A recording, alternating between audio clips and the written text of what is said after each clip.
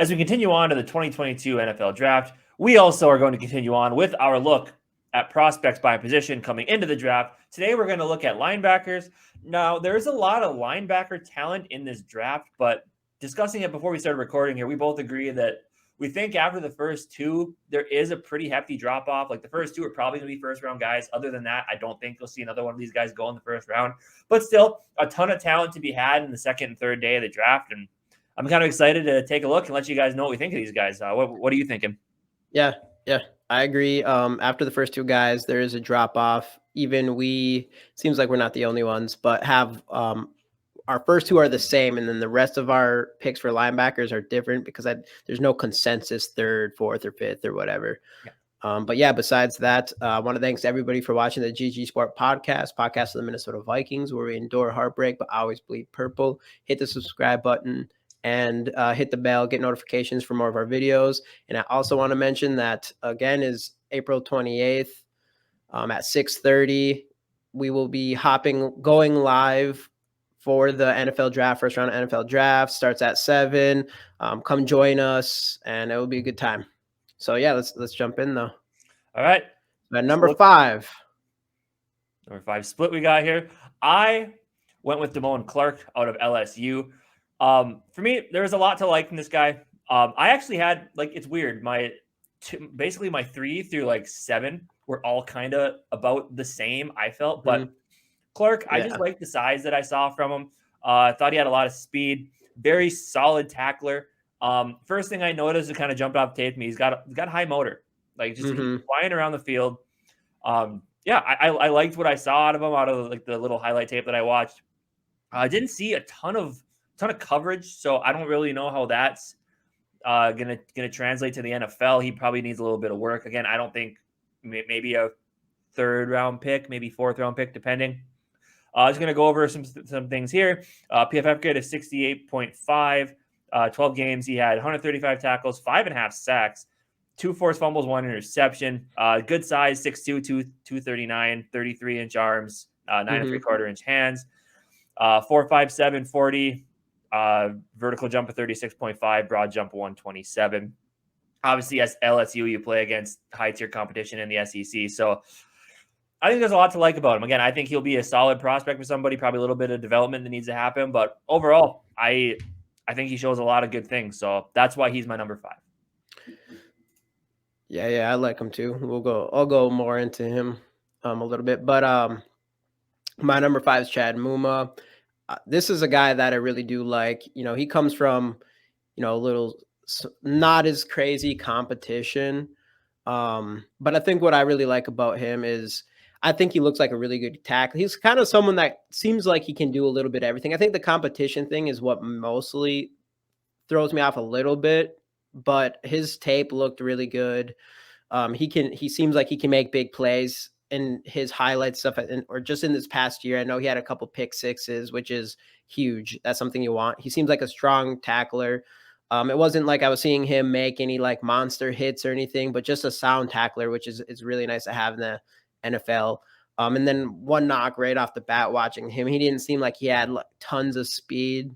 I didn't really see him running around and in that high motor like you mentioned with Clark, but his stats are really nice. PFF gave him a 90.3 grade. He played 13 games, 142 tackles, 1.5 sacks, 3 interceptions, the 2 touchdowns that I mentioned. He also has a good size at 6'3", 239 pounds, 31 and 5/8 inch arms and 10-inch hands, 4.640, so a little bit slower.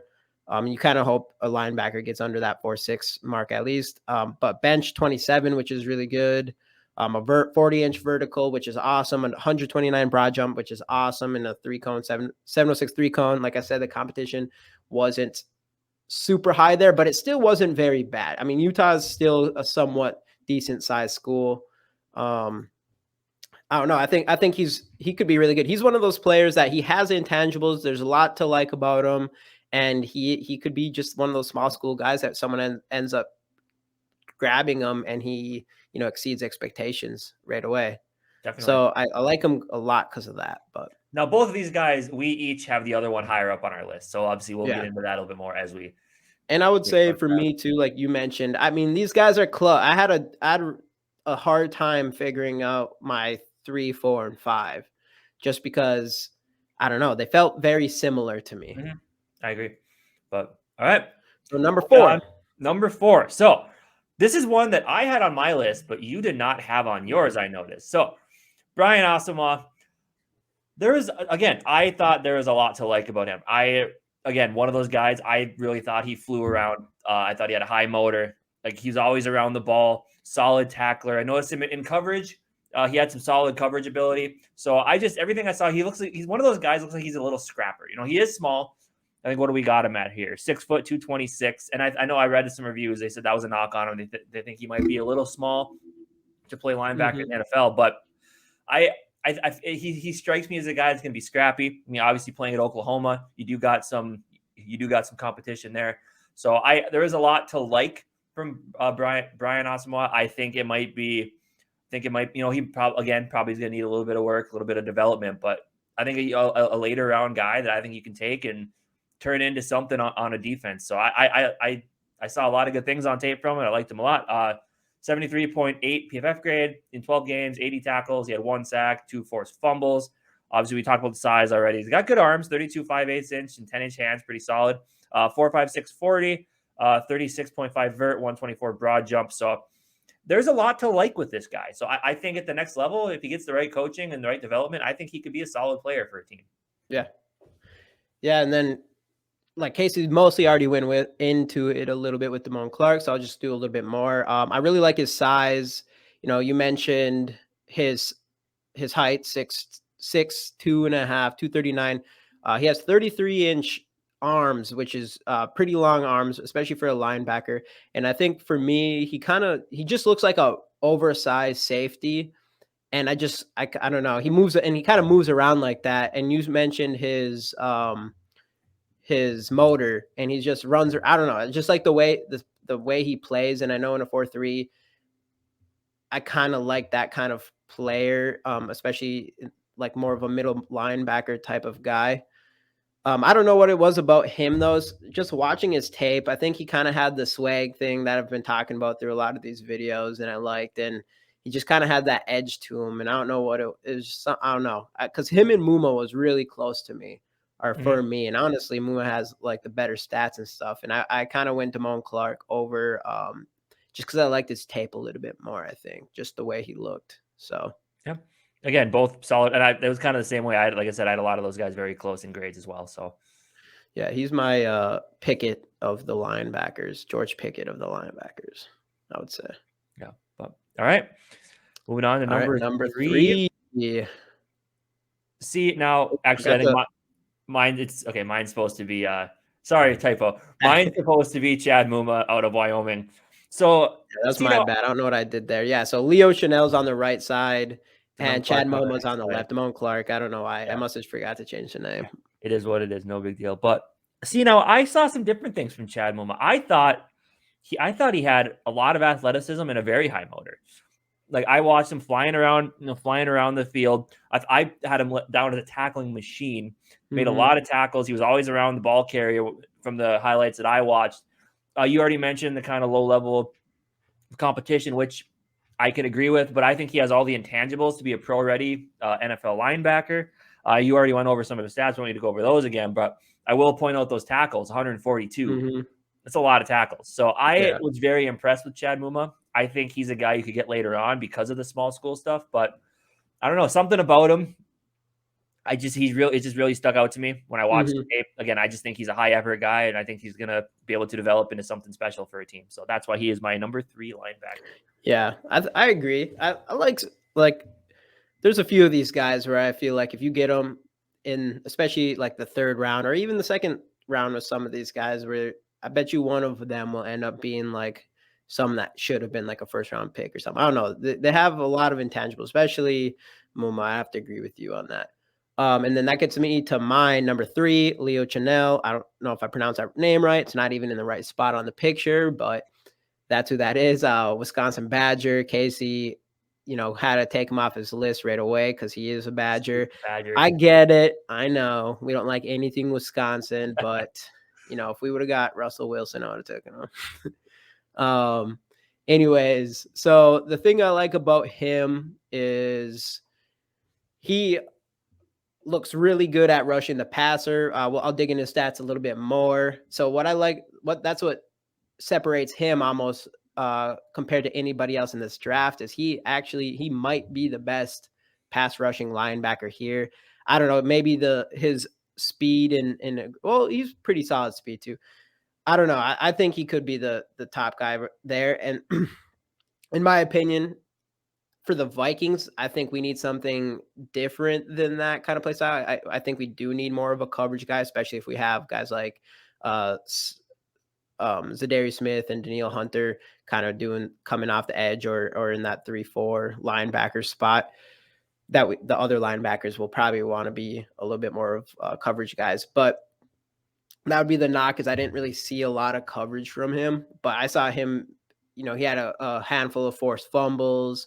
Like I said, a lot of sacks, good hitter, good tackler, all that stuff. I'll go into his grades real quick. PFF gave him a 91.5, which I think is the highest I had on here. Played 11 games, 115 tackles, 8 sacks, 2 forced fumbles, no interceptions, no touchdowns. Like I said, you didn't see a lot in coverage, which is of concern to me. But he could just, be one of those guys who is just next level when it comes to rushing the passer and stuff like that. And obviously, if you have that skill set, that's something that you don't find often enough. But good size too, height 6'3", 250, 31-inch arms, 9 3/4 hands. He ran a 4.53 40, 40.5 vertical, and 128 broad. So he's an athletic guy too. So I was surprised I didn't see him much in coverage, and obviously Big Ten, so good competition there. But I like him. I honestly don't think he's the type of linebacker for the Vikings, like I mentioned, but at the same time, he could be one of those players that his rushing ability is just too good to not have on any team in the NFL. Right. So yeah, and I did like everything as a pass rusher with him. I did think he was a very sound tackler, obviously, and I think he was good at limiting the big plays. But he reminds me of one of those guys where he's going to make, and that just might be scheming, that might be his role. But I noticed a lot of like tackling a guy after they had passed the first down marker. So I get it. He limits the big plays, but I wonder if, I don't know. It's something about him when I watch him, other than the fact that he's a stupid Badger, that I'm just like, wasn't. He also did have 18.5 tackles for loss. I do want to say that too. So he gets in the backfield a lot. So he's got a lot of potential, yes, but I don't know, something about it just didn't jump out to me. I'm probably I might get grilled for that. Again, I'm not an expert. I'm not an expert. I don't think anybody has an idea who these next linebackers or who's going to be chosen first or who's going to be good and not and stuff. It's tough, but exactly, especially like you said, after the top 2, it feels like it's kind of a mixed bag. Yeah. Before we get into the top 2, though, I did want to point out Troy Anderson. Oh yeah, you guys, the running back, quarterback. Converted to a linebacker. Yeah. He would be a very interesting developmental prospect. Yeah. With his size. How tall was he? I think he had it here, right? 6'3". I think I put 6'3". I did see somewhere that said 6'4", so maybe that, who knows for sure. But 242 pounds. He's got speed. He knows how offense works. Like, man, if someone takes him ran later, a 4.42. Yeah, if someone takes 120 broad. If someone takes this guy later, like you might have yourselves a stud on your hands. I just wanted to point that out. He's not in the top 5 just because he's a little raw. Obviously, he only played linebacker for 1 year, but he played for a very small school. Yeah, but if a team decides to jump on him, they might have. Yeah, he's one of those potential guys with all the intangibles. Sure. And I mentioned this before you did the podcast. Is he's kind of like, to me, the Cole Strange of linebackers. Yeah, but. Anyway, let's move on. Now we finally started agreeing on things here. Yeah. Number 2 linebacker, Nakobe Dean out of Georgia. I thought him and Devin Lloyd. Oh, sorry. Him and number 1 were him and Devin Lloyd number 1. Spoiler alert. Devin Lloyd isn't number close. 1. I had them like 0.1 away from each other in my grading, at least. I thought Dean was solid in coverage, very instinctual. Obviously, like just quick snaps to where the ball is. He knows where to be. Big run stopper. Thought he had amazing pass rushing ability. I think they had him. He might have even like been playing kind of outside in coverage one time in a play that I saw. So he's got that a little bit of flexibility there. I just thought overall, I thought he was a very, very solid all around linebacker, and easily, up there with number one as being the top two guys. After him, there's that drop off that we talked about. So I thought there was a lot to like about Nakobe Dean. So I think he's gonna be a very solid linebacker at the next level. Yeah, I agree. I like him a lot. He can do everything. Good instincts, make plays, strong hitters. Probably one of the strongest hitters I've seen of these linebackers that we dug into. And he's fast.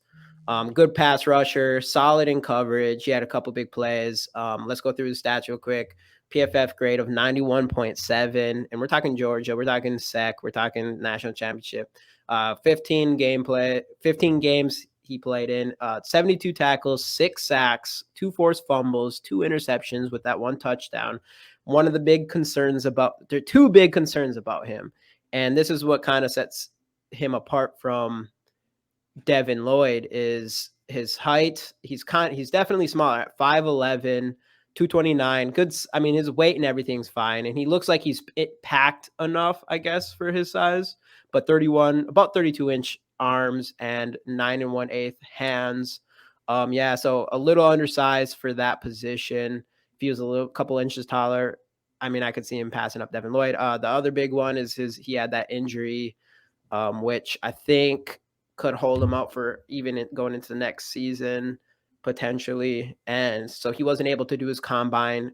He was someone that would have been very interesting to see how fast he ran his 40, because he's supposed to be a really fast linebacker. And we know we can go in this more with Devin Lloyd on the next one. We already said it. Devin Lloyd's speed was less than desirable. And with Dean, I think he could have came in and had just a great speed. And if he would have done that, I would not be surprised if he leapfrogged over Devin Lloyd. Even though I did like Devin Lloyd was.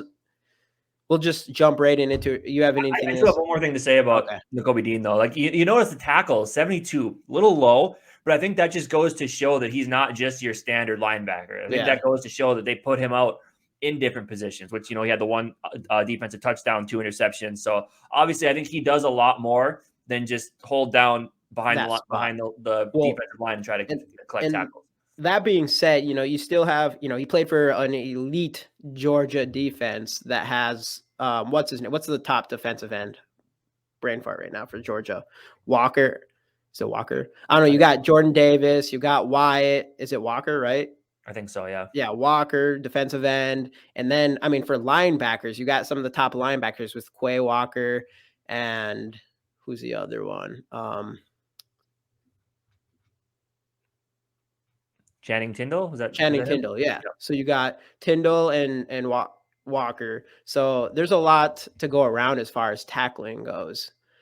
It'll be interesting to see if he's like, the top dog on a defense type of thing. But I don't know, man. I mean, even besides that, like you said, he's probably lining up a lot more for pass rushes and things like that. So for sure. But anyway. To our number 1. Oh, big surprise. Devin Lloyd. Again, ton to like. Great size. I thought when I watched the highlights, I thought he played really well in coverage. Seemed like a ball hawk. The ball was in the air. He always found a way to be around it.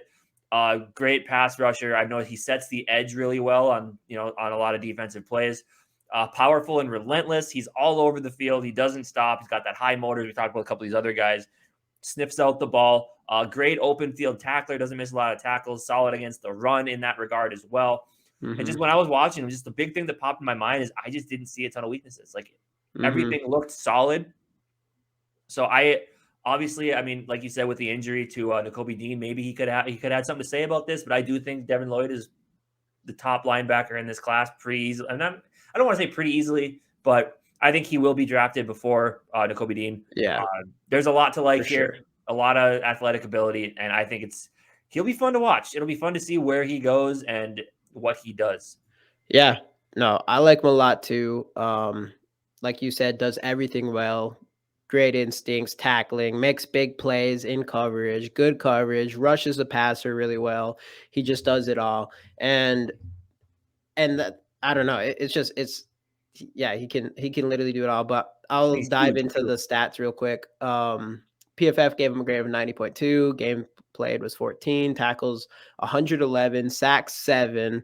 Forced fumbles 1. Interceptions 4. Woo. Touchdowns 2. Literally does every single thing Look at the you'd want out size. of a linebacker. What's that? Look at the size. Yeah, I know, and that's what I was going to say. And he's another guy. That's what I was going to say before I jumped in here, but or into the stats was he's another guy just like Clark that kind of looks like a big oversized safety. And I think it's because of his long arms, but he's 6'3", 237, 33-inch arms and 9.5 hands. He just has that.